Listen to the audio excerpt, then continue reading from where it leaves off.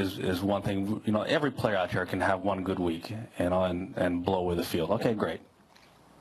Now, can you do it for a month? Can you do it for a year? Now, do it for a decade. Do it for a decade plus. And, you know, then they start separating, you know, what is truly great.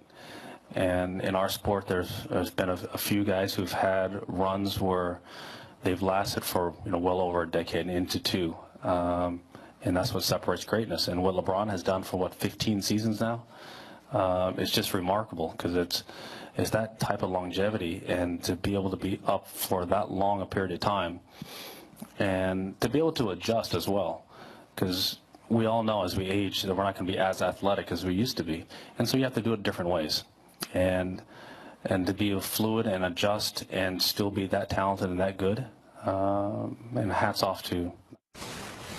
Of course, Tiger Woods was referring to LeBron James, and so eloquently in doing it. So I think there was a little part of him that was also maybe referring to himself to the naysayers and the doubters out there who maybe think he's on the decline. Hey, look how long I've done this. Here's someone who's done it so well. There has to be a part of it. There was an underlying message there. But Cece, let's talk about what Tiger was saying in regards to LeBron. Is he right that LeBron's longevity is the most impressive part of his accomplishment? Tiger Woods, that's one of the best breakdowns of another, from a star, megastar, to another megastar that I've ever heard. Because it's so true. I told this when I met Nick, and I knew Nick's story as far as his support of LeBron. But I know I'm one of the biggest LeBron fans out there. I heard about LeBron when he was 14 years old. The people who was handling, the people who knew him. Man, we had this kid from Ohio that was going to be the next great one. And actually, at the time, my attraction to him was because he's also a wide receiver, Chris. So I've been following LeBron all this time. And then I meet Nick, and we partner up. And I've been on the record as saying Michael Jordan's the greatest player ever. And the only way LeBron's going to be able to approach Michael Jordan or potentially surpass him is longevity. That's the only thing, because at that time, given LeBron's final record and the way we judge basketball players has a lot to do with championships. You can go rebounds, points, but it has a lot to do with championships. I told Nick he needs to get on the longevity, man.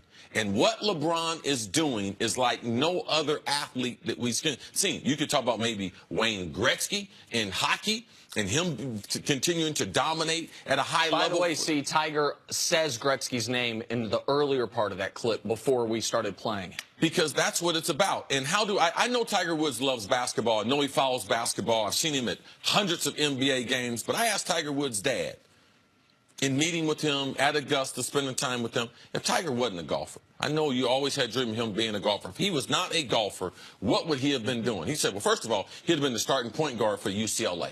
He would have been a basketball player. He's that kind of athlete. So Tiger's kind of had basketball in his background. So for me, I thought it was really refreshing to see him talk about LeBron. LeBron's only avenue to Michael J. and the GOAT is longevity and perfection over a long period of time.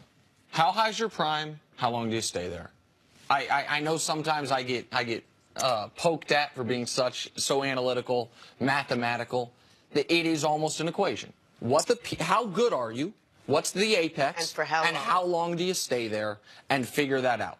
So I'm going to give you, and for LeBron, the apex is best player in the league, right? So just for contemporary standards, how long has he been there? Over a decade. And that's something we've never seen. This will be his 13th consecutive top 5 MVP finish. Never seen it. This will be his 11th consecutive first team All-NBA spot on the most competitive spot in the league, forward spot. Never seen it before.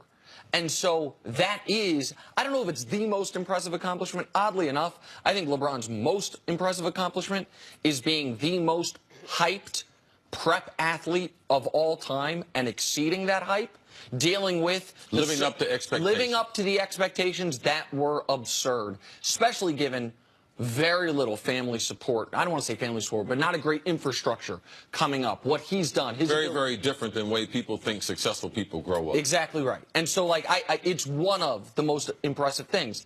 But I want to go back to when I said, what's your apex? How long do you stay there? Because there's a guy that I believe, if you have every NBA player that ever lived at their absolute peak of their powers, and you can say you can have any of them for one game you have to win, who do you want? I would not take LeBron. I would not take Jordan. I wouldn't take Kareem. I'd actually take Shaq. I think perfect Shaq for one game or one season is the best version of most dominant version of a player we've ever seen. But Shaq only stayed in that spot for 3 years. And that's not how we measure greatness. That's right. Well, that's part of that. So that's why Shaq's the 12th greatest player instead of the best. Take the flip side of that. A guy who was never, in my eyes, the best player in the league, but was at his apex for 15 years, Karl Malone. Right? So Karl Malone, he has the longevity, but his absolute apex was not quite high enough.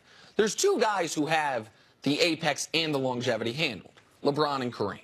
Jordan didn't have the longevity. Now, you can argue his apex was higher than anybody's. I might not agree, but like LeBron and Kareem are the two guys that do exactly what Tiger's talking about. Immediately get to their prime. Kareem was the best player in year 1. LeBron was arguably the best player by year 2 or 3 and stay there for over a decade. It is, see, I know it is. It is not your 130 touchdowns. It's not when you set the catch record. What you take the most pride in, in my opinion, from hearing you talk about it, is you entered your prime in year 7, and you stayed there for 8 more years. It took you 7 years to get there. And you stayed there for longer than the time it took you to get there. Like, how long can you extend your prime? It's what made Jerry.